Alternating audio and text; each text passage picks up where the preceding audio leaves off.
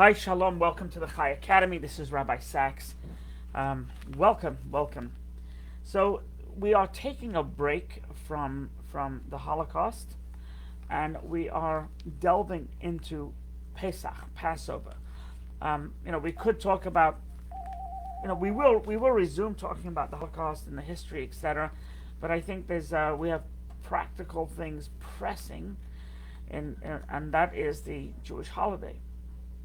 So, of course, Pesach begins Saturday night, which creates its whole issues because it's not on a regular, it doesn't begin like a Tuesday night, it begins Saturday night.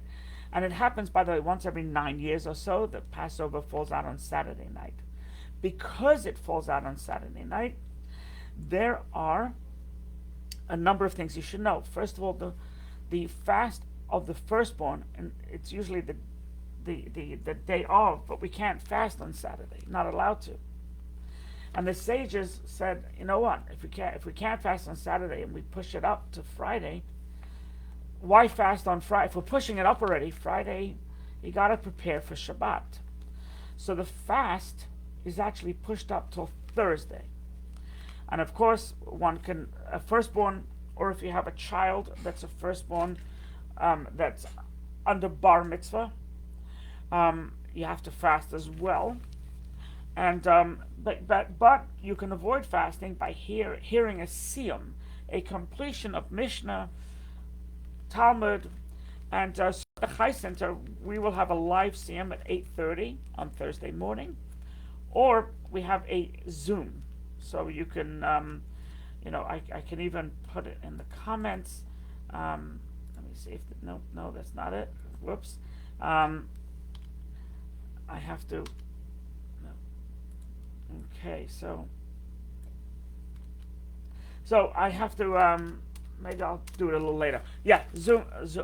Now, so it's going to be 8:30 Thursday morning. Secondly, the searching for chametz would normally be done the night before. You can't search Friday night. And what you do is you place 10 pieces of chametz around your house, and then you go around room to room, and you pick up these 10 pieces, and each room you analyze. Has the chametz been put away? Does this need to be thrown out? Etc., etc. So we do that on, instead of doing it on Friday night, we do it on Thursday night. Friday morning, even though we can still eat chametz because it's Erev, it's a couple of days before, but nonetheless, we do burn our chametz, those 10 pieces that we searched for the night before, and we completely annul. And basically, this is one of the most important things you can do, aside from filling out a form to sell your chametz, so it's not yours, you don't own it. You also annul it. So if there's a Cheerios under your couch that you didn't notice, which is chametz, you annul it. You just say it's not mine. It's void. It's garbage.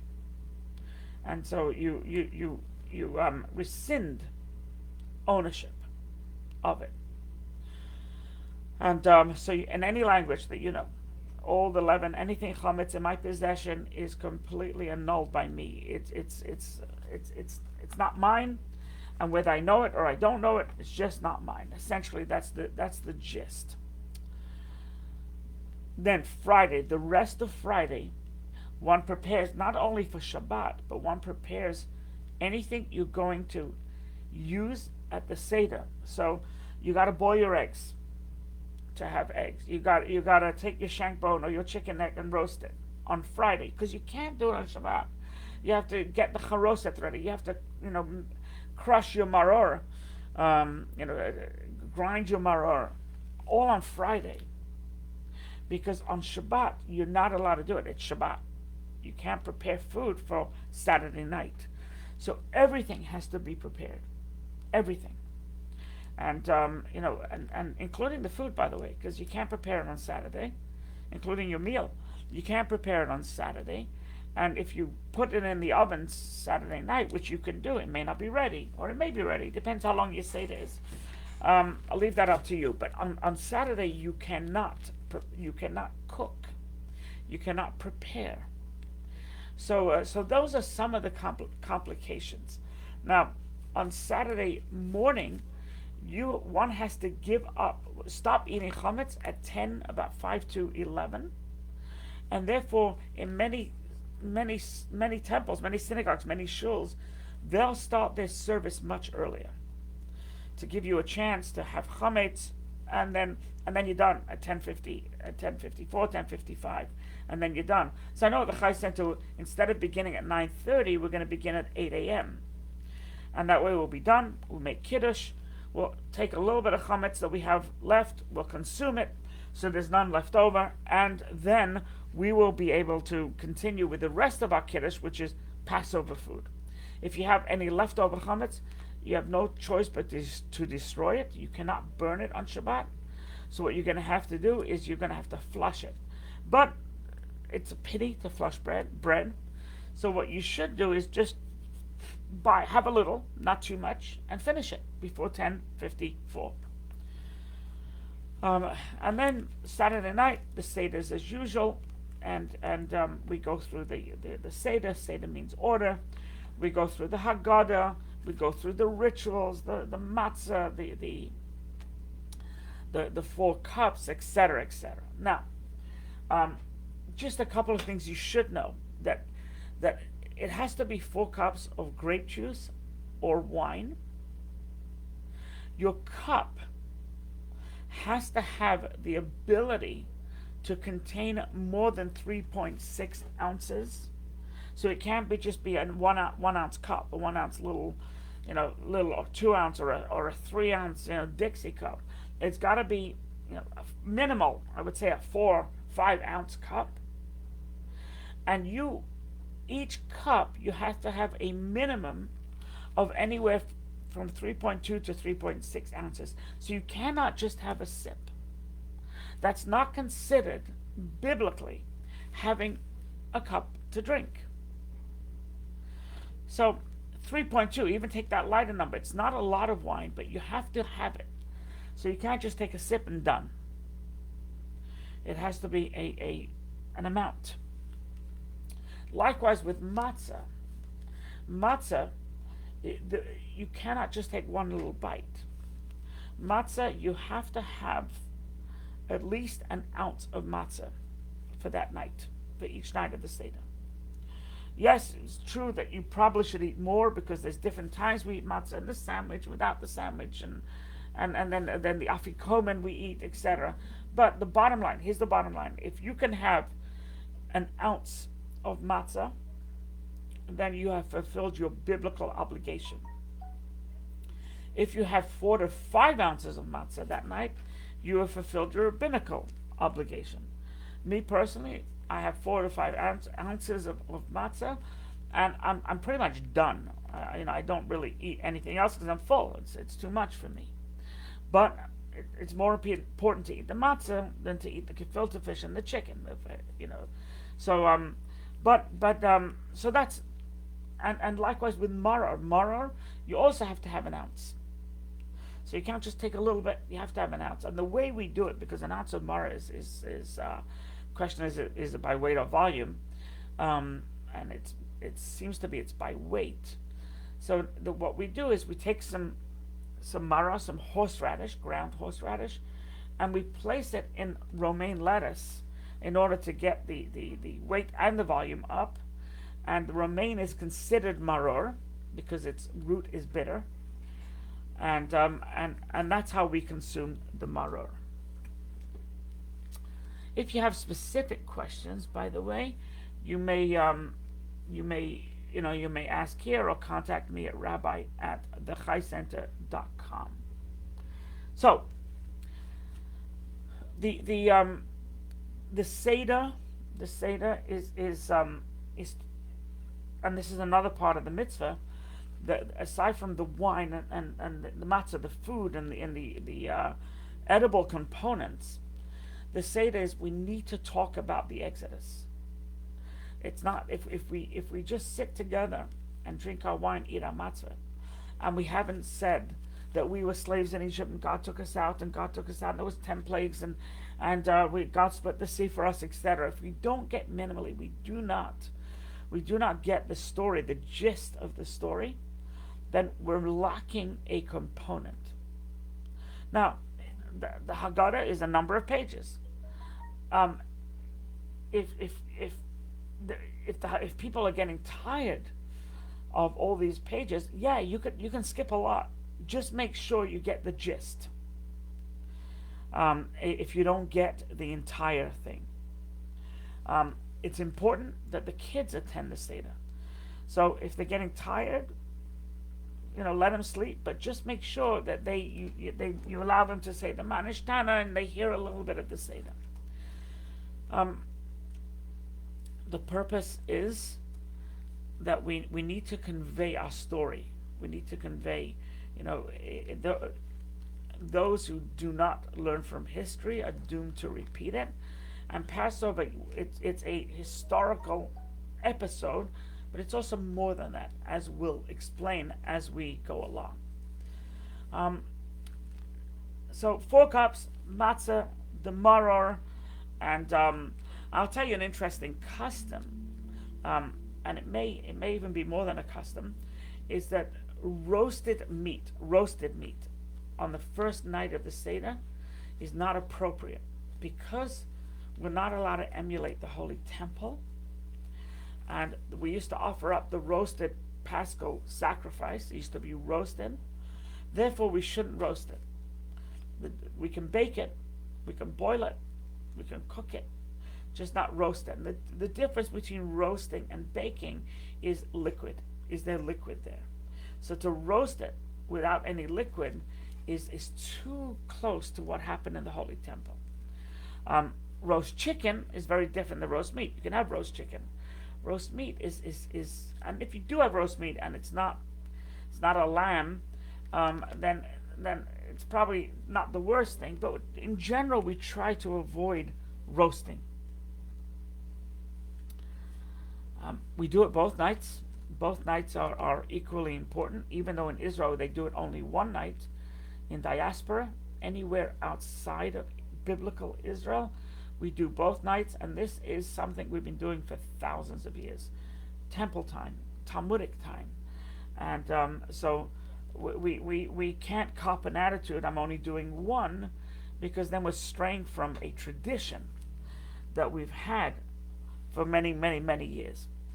I think the sages back then, this is tongue-in-cheek, I think the sages back then realized that, you got your parents and you got the in-laws, and you got to placate them both. So therefore they made 2 seders. So 2 seders are important. On Passover, we stay away from anything that has grain in it, and Ashkenazim stay away from anything that have legumes in it. So anything, Ashkenazim do not eat corn, they do not eat green beans, we do not eat peanuts, we do not eat rice, etc. Sephardim do. They have their own traditions, but Ashkenazim don't, and it's pretty strict, by the way. The question is quinoa. Quinoa is not a grain. Quinoa is allowed. Quinoa is allowed, and it's not considered a grain.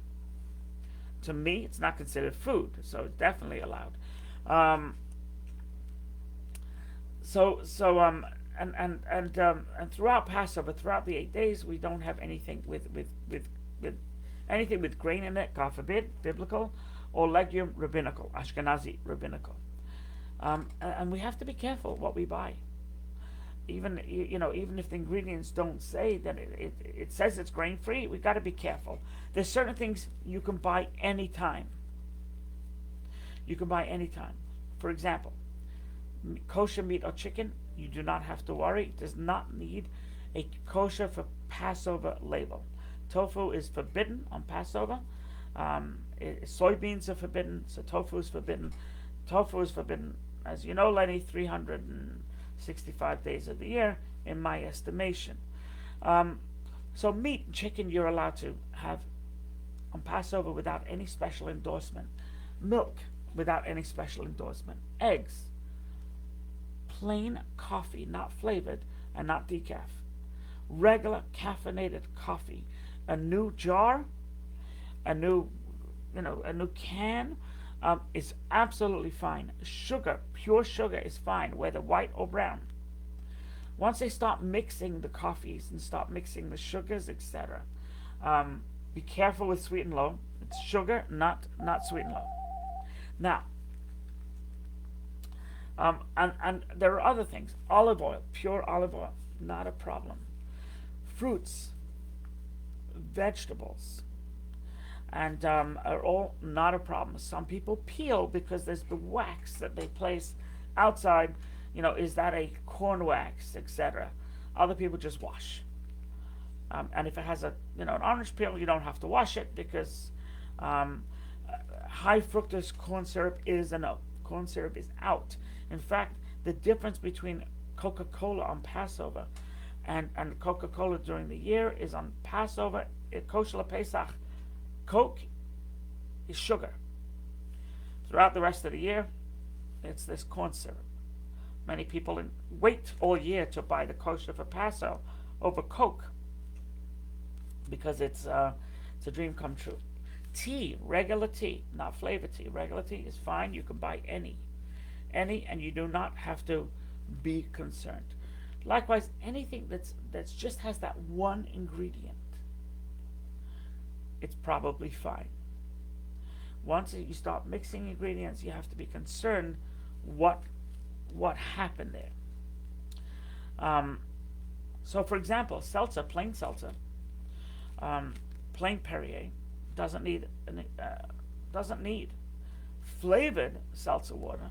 Does need, right? And you'll notice Perrier specifically will have an OUP if it's plain, but it will not have an OUP if it's flavored for some reason. That gives you a good indication. It's a good indication of what one has to be careful about. They do sell, by the way, kosher for Passover cookies and kosher for Passover. They do not have grain. It's usually almond flour or potato starch. Those are generally the things that is there. If there are any questions, please, by all means, you feel free to ask. The Passover does not have to be stressful. It does not. First of all, you start early, the less stressful it is. But Passover is you cannot have chametz, and therefore you have to clean for chametz. If you've never brought chametz into your bedroom, you've never brought food into your bedroom, then you are not required to clean your bedroom. You want to? Go ahead. But don't call it Passover cleaning. Call it spring cleaning. Yes, you do have to check your bedroom. Do you have any alcohol-based, alcohol-based, anything that's chametz there? If it's wood alcohol, it's fine. If it's grain alcohol, it may be an issue. You don't want to own it. So therefore, we'll talk about what you have to do in a minute. And likewise, toothpaste, you can buy a new one, but it's not. You don't have to crazy clean the bathroom, clean the toilet, and clean the tub, and scour away. That's spring cleaning. It is not Pesach cleaning. Where does it get tricky? Yeah, your refrigerator. Your oven has to be self-cleaned. The countertops have to be cleaned. Your dining room table has to be cleaned, and room has to be cleaned. The chairs, perhaps, in case. But if you always covered your dining room table, if you've always covered it, and then you wash these tablecloth, keep it covered. You're fine. You don't have to scour the table. You've never eaten without, and most people, that's true. They don't want to put, that nice wooden table. I don't know why you buy a nice wooden table if you're going to cover it. I never understood that, but above my pay grade, and it's fine. Egg matzah is not allowed by Ashkenazim. Egg matzah is considered, according to Ashkenazim, a real chametz problem. Flour and water makes matzah. Flour and water and fruit juice is chametz. Flour and water and eggs, according to Ashkenazim, is potentially chametz. Therefore, if you have a GI issue, but you're a Sephardi, even without a GI issue, you can have egg matzah. If you do not have a GI issue, you have to eat regular matzah. It could be whole wheat, it could be spelt, it could be regular wheat. It's fine, but you cannot have eggs if you're Ashkenazi. Now, after you eat this matzah, especially if you eat shmura matzah, the handmade matzah, which you should for the Seder, by the way. For the Seder, you absolutely should. Every endeavor to have shmura matzah for the Seder. The first one, for sure. Second one, try. And that's why I sent out to hundreds of people shmura matzah, so they can have it for the Seder. It's probably shmura matzah crumbs by the time you got it. But hey, I tried. But eat it. Eat the shmura matzah at the Seder table. Here's a trick. Once you've finished, once Pesach, you've gone a few days on Pesach, and you've eaten only shmura matzah, chances are you are going to have a GI issue. But you still can't have egg matzah because it's not that type of GI. But you don't have to eat matzah during the week. You have to eat matzah on the holiday, on the Seder. When you, instead of challah, you have matzah.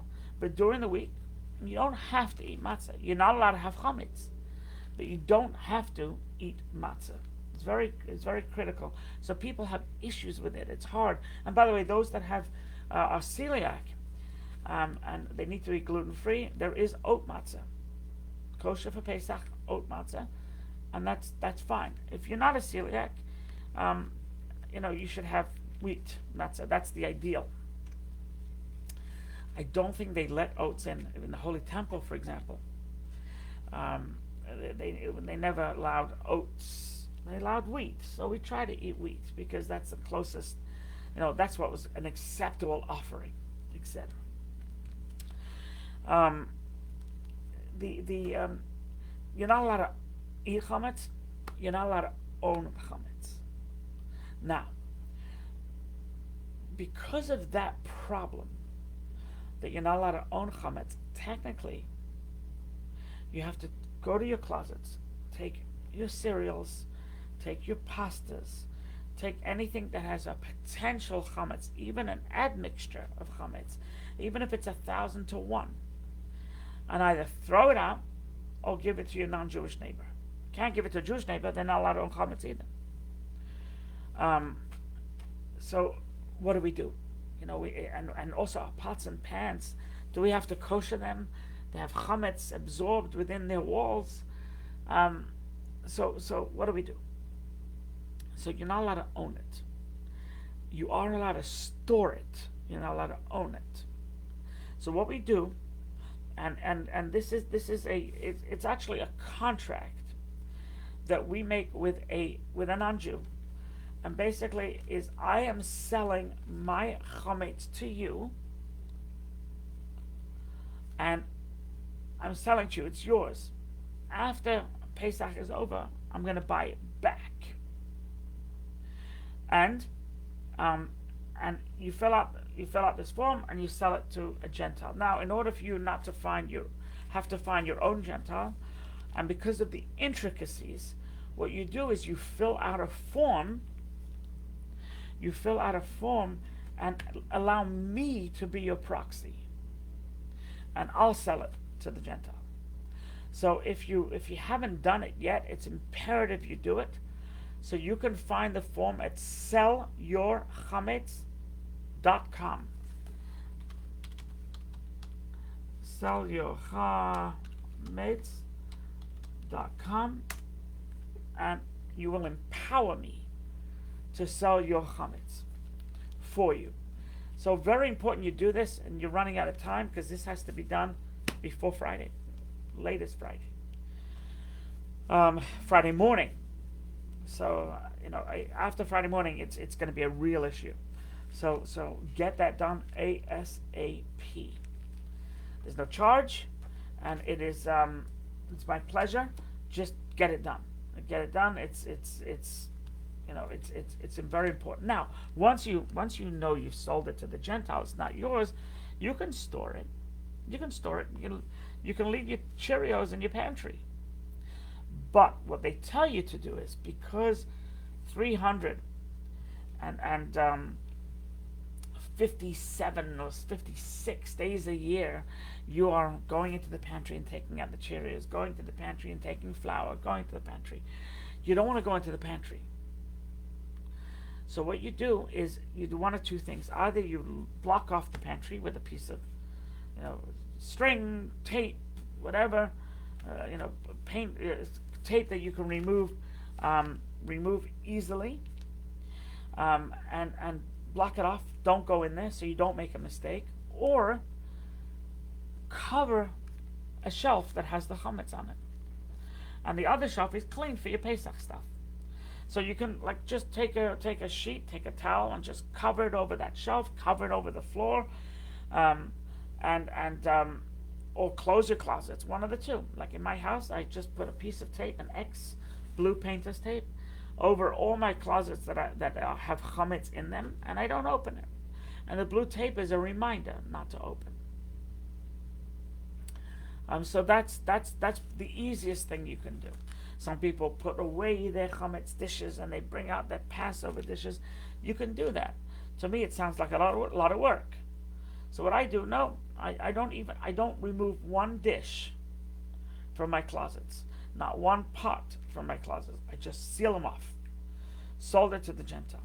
The effective date of the sale actually is Saturday morning, but the transaction with the Gentile happens on Friday. And I give him all the paperwork on Friday. So it's very important I get it. And I'm going to do it Friday morning. So it's very important that I get it Friday. Are there any questions? I know Lenny had a bunch of questions. Are there any questions?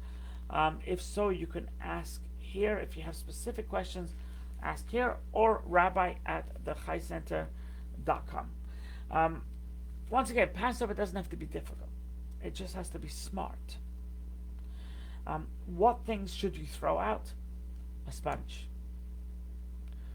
toothbrushes, lipstick, get a new one. Don't throw out your old one, just sell it.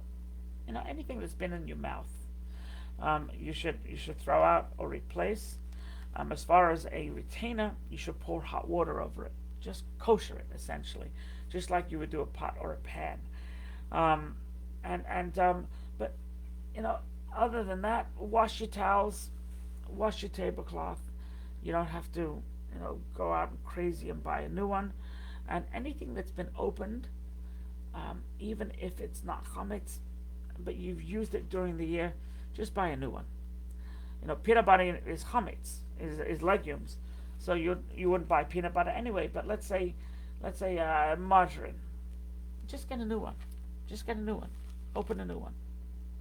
Throw out the old one, or put it in the fridge and cover it with a sheet. Because if you had toast, you're putting margarine or butter on your toast and little pieces, it's chametz. So don't risk it, and just put it away. Open a new one. It's true with jelly. It's true with mustard. Mustard is actually a legume, so be careful with mustard. But it's true with jelly. It's true with other things. Just be mayonnaise. Be careful. Open a new one. That's the best advice I can give you. That's it for today. God bless. Hope all is well. And I'm open for questions at any time. Be well.